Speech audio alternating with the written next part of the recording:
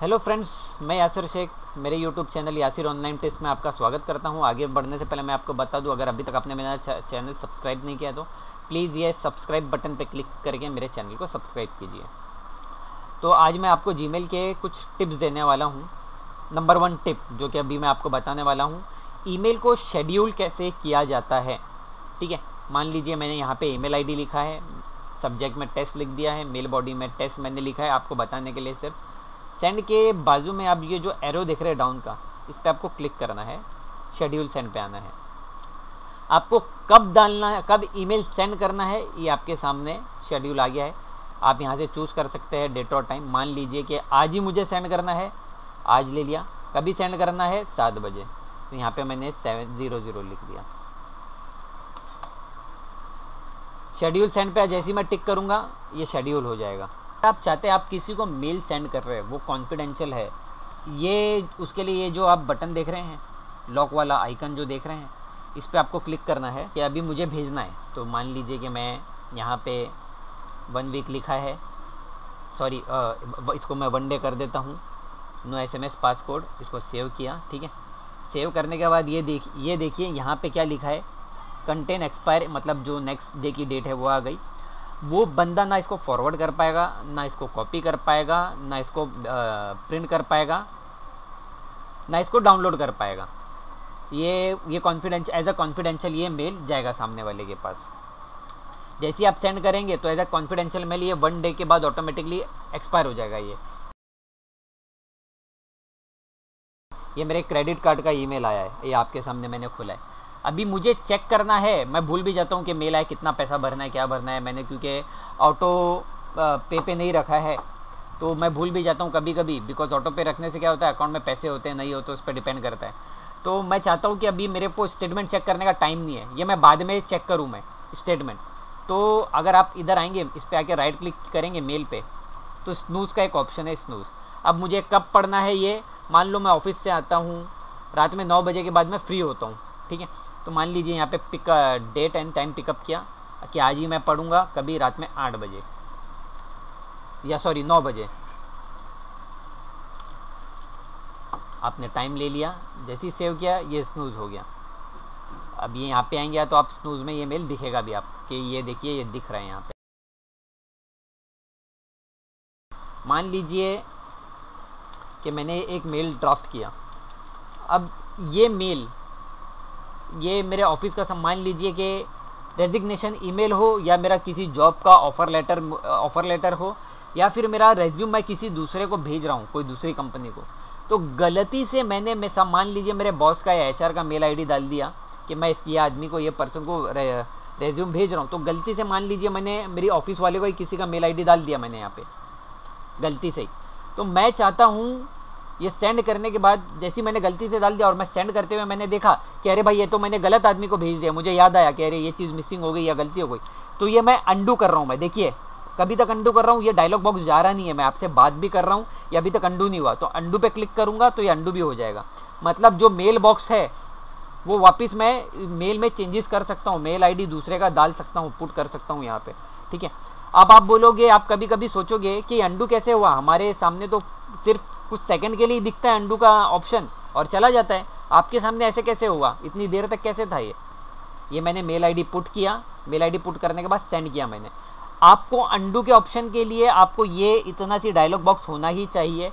अगर आपने इसको कट कर दिया तो ये डायलॉग बॉक्स चला जाएगा, फिर अंडू नहीं कर सकते आपको अंडू यहीं से करके वो जो मेल आपने किया है उसको रिटर्न लेना पड़ेगा। मतलब तो ये जो मेरा ये जो अंडू का जो डायलॉग बॉक्स का ड्यूरेशन है ये 30 सेकंड मैंने रखा हूँ। ठीक है, आप बोलोगे 30 सेकंड मैंने इसका टाइम ड्यूरेशन कहाँ से बढ़ाया, तो चलिए अभी मैं आपको बताता हूँ मैंने इसका टाइम ड्यूरेशन कहाँ से बढ़ाया। आपको 3 डॉट पे आना है, 3 डॉट पे आने के बाद मैनेज इनबॉक्स सेटिंग पे जाना है। मैनेज इनबॉक्स सेटिंग पे जाने के बाद आपको जनरल पे आना है। यहाँ पे जनरल पे आने के बाद आपको क्या करना है मैं आपको बताता हूँ। यहाँ पे आपको दिखेगा undo send cancellation period 30 second. पहले आप सभी का बाय डिफ़ॉल्ट सब में ऑटो बाय डिफ़ॉल्ट 5 सेकेंड ही होता है, इसको मैंने अपडेट करके सिर्फ मेरे लिए, मतलब मैंने कस्टम सेटिंग किया हूँ 30 सेकेंड के लिए, ऐसा है। तो 30 सेकेंड तक वो डायलॉग बॉक्स सामने रहेगा मेरे। तो ये आपको ईमेल सिग्नेचर यहाँ पे दिख जाएगा। ये देखिए यहाँ पे आप नीचे आएंगे तो आपको ईमेल सिग्नेचर दिख जाएगा। देखिए मैंने मेरा बाय डिफ़ॉल्ट पुट करके रखा है या रिगार्ड्स शेख यासिर करके, मैंने बाय डिफ़ॉल्ट मेरा पुट करके ही रखा है, आप देख सकते हैं। तो आपको जो लिखना है आप लिख सकते हैं। उसके बाद आपको यहाँ पे आके सेव करना है। अगेन वो जो अंडू वाले का भी चीज़ था, मतलब यहाँ पे आपने 5 सेकंड से 30 सेकंड किया, उसको भी 5 to 30 सेकंड करने के बाद आपको नीचे आके सेव करना है, जब भी जाके उससे होगा, अदरवाइज सेव नहीं होगा। अगर आप मान लीजिए अभी आप छुट्टी पे है 7 दिन की मान लीजिए, ठीक है, और आप चाहते हैं कि आप जिससे भी आपका ईमेल जिसको भी आवे आप उसको एज अ मेल में ही बतावे कि फ़िलहाल for next 7 days I am on leave, तो उसके लिए आपको कहाँ आना है, ठीक है,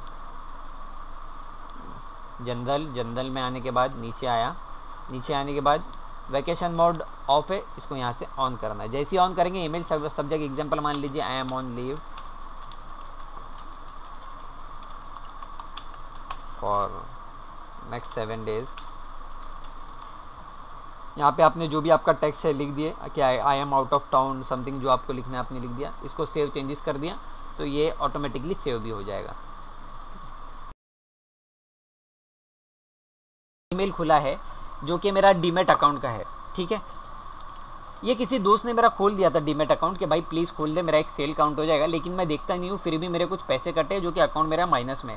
मैं चाहता हूँ कि अभी ये बाद में देखूँ मैं कि कितना रोज़ मतलब एज इन हर महीने ये लोग कुछ 1-1 रुपया ये लोग का कुछ चार्जेस होगा, या हर महीना कुछ चार्जेस काटते, तो ऑलमोस्ट 36 रुपये माइनस में है। तो मुझे अगर ये क्लोज़ करना है तो पहले वो भरने पड़ेंगे।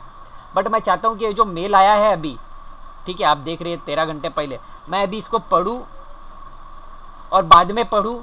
बाद में पढ़ने के लिए तो मैंने आपको टूल बता दिया स्नूज का, लेकिन इसको मैं लेबलिंग करके साइड में रखूँ तो कैसा करना है लेबलिंग, ये जो बटन दिख रहा है इस पर क्लिक किया आपने।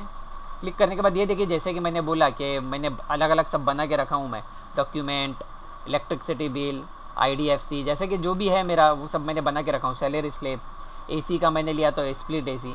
उसी तरह आप इसके लिए भी लेबल बना सकते हैं। जैसे क्रिएट न्यू लेबल पे आए, लेबल दिया, डीमेट अकाउंट का था तो डीमेट अकाउंट, ठीक है, ये किसके अंडर डालना है, मतलब कि भाई रहता है ना फोल्डर के अंदर फोल्डर, उसी तरह ये किसी लेबल के अंदर आपको डालना है क्या, वो ये पूछ रहा है। नेस्टेड मतलब ये होता है। तो मुझे ऐसा नहीं करना है तो मैं नहीं करूँगा, तो इसके लिए ये टिक हटा दिया। क्रिएट पे क्लिक करूँगा तो ऑटोमेटिकली क्रिएट हो जाएगा, फिर मैं इस ईमेल को डीमेट अकाउंट के अंदर पुट कर सकता हूँ। अभी मैं आपको, ये तो ज़्यादातर लोगों को पता ही है, लेकिन फिर भी मैं बता देता हूँ, कुछ लोगों को पता नहीं होगा शायद, फिर भी मैं बता रहा हूँ। 2 में तो आपको सबको पता ही है कि जिसको सेंड करना है उसका मेल ID डालिए।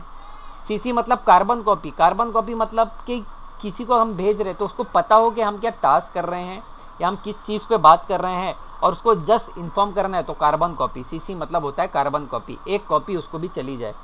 और BCC मतलब ब्लाइंड कार्बन कॉपी। इसका मतलब क्या होता है कि ये मैं यहाँ पे BCC में मेल ID डालने के बाद सामने वाले का, ये 2 वाले और कार्बन कॉपी वाले को पता नहीं चलेगा कि BCC में भी हमने किसी को रखा है, लेकिन सामने वाला बंदे को जिसको हमने BCC में डाला है उसको पता चल जाएगा कि हमने ये आदमी को भेजा है और CC में इसको रखा है।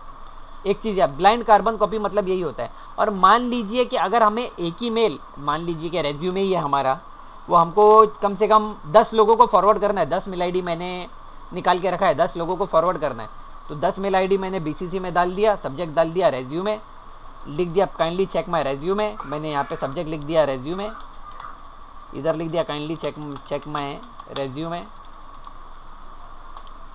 ये मेल और सेंड कर दूंगा तो BCC में जिसके भी मेल डाला हूँ मैंने पुट किया हूँ, ऑटोमेटिकली सबको चला जाएगा और एक को भी पता नहीं चलेगा कि मैंने किस किस को मेल भेजा है। तो BCC का ये एडवांटेज है।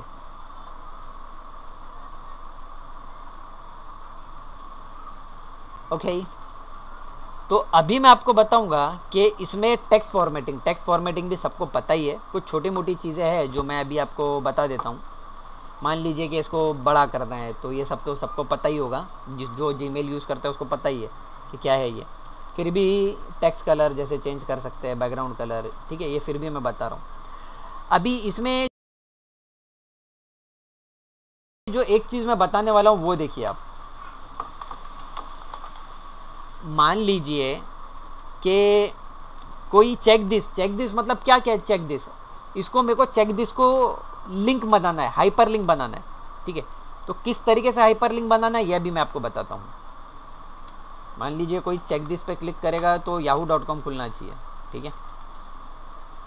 तो उसके लिए आपको क्या करना है, चेक दिस को आपने सेलेक्ट करना है, ये इंसर्ट लिंक पे आपको आना है, ठीक है।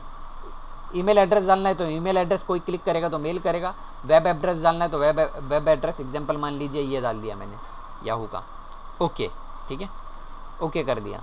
तो ये बन गई है लिंक। अभी ये मेल मैंने अपने आप को ही भेजा, ये देखिए सेंड किया मैंने अपने आप को, तो मुझे मेल आ जाएगा। अभी ये आ गया। अब ये देखिए मैं इस पर क्लिक कर रहा हूँ, जैसे ही मैंने क्लिक किया ये yahoo.com पे रिडायरेक्ट हुआ। तो ये शायद किसी को ना पता हो कि भाई जो आपने टेक्स्ट सेलेक्ट किया है कोई उस पर क्लिक करे तो आपकी वो वेबसाइट पे जावे, या उसको कुछ पढ़ना है तो उस पर जावे। तो ये एक अच्छी चीज़ है, आप उसको हाइपर लिंक बना सकते हो। आप उसको हाइपर लिंक, जो भी आपको टेक्स्ट है, ऐसा ज़रूरी नहीं है कि वो वेबसाइट का ही लिंक आपको डालना पड़े। आप उसको सेलेक्ट करके आप उसको हाइपर लिंक बना सकते हैं। याद रखिए, ज़रूरी नहीं है कि सामने वाले की वेबसाइट का ही लिंक डालना पड़े, आपको कुछ दिखाना है तो उस पर क्लिक करके भी वो देख सकता है। चलिए अभी मैं आपको बताता हूँ, ये सेटिंग्स में एक ऑप्शन है फॉरवर्डिंग एंड POP IMAP वाला। इसमें क्या है, आप चाहते हैं जैसे कंपनी का एक ईमेल आईडी है जो है info@something है, ठीक है, और एक कंपनी का ऑनर है, जैसे कि एग्जांपल मान लीजिए मैं कंपनी का ऑनर हूँ यासर शेख, मेरी कंपनी का आईडी है info@, ठीक है, और ये कोई दूसरा पर्सन एक्सेस करता है। अब मैं चाहता हूँ कि वो आईडी पे जो भी मेल आ रहे हैं वो मुझे भी आवे। तो उसके लिए हमको क्या करना है, मतलब सेम चीज़ जो प्राइमरी आपका मेल आईडी है उस पर जो मेल आ रहे हैं वो आप भी देखना चाहते हैं कि भाई कौन कौन से मेल उस पर आ रहे हैं। तो सिंपल सी चीज़, वो मेल आपको भी आने चाहिए साथ में, मतलब आदमी भेजेगा उधर ही, लेकिन आपको भी दिखेगा कि उधर भेजा है और उसमें क्या रिप्लाई हुआ क्या नहीं हुआ है। तो फॉरवर्डिंग एंड POP पे IMAP पे आ गए आप, ऐड अ फॉरवर्डिंग एड्रेस, इस पर आ गए आप। यहाँ पे आपको जो मेल आईडी डालना है वो डाल दिए, ठीक है। एग्जांपल मान लीजिए मैं मेल आईडी डाल देता हूँ,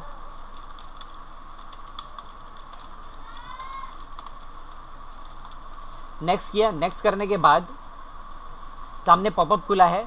अगर मैं यहाँ पे प्रोसीड पे क्लिक करूँगा तो एक वेरिफिकेशन कोड आएगा, जो सामने वाले जो ये आईडी है उस पर जाएगा। वो वेरिफिकेशन कोड मैं डाल दूंगा तो इस मेल पे जो मेरे मेल आएंगे वो ऑटोमेटिकली मेरे ये वाले मेल आईडी पे भी आएंगे जो अभी मैंने पुट किया हूँ, ठीक है। तो आज की वीडियो में हमने सीखा है जीमेल के ट्रिक्स। कैसे कुछ चीज़ें लोगों को पता होगी, कुछ शायद मुझे लगता है नहीं पता है। तो अगर उसमें से एक या दो चीज़ भी शायद आपको नहीं पता है और आपको लगता है मैंने ही बता दिया आपको, प्लीज़ उसी के लिए मेरे चैनल को सब्सक्राइब कर दीजिए। तो मिलता हूँ अगली वीडियो में। Thank you very much.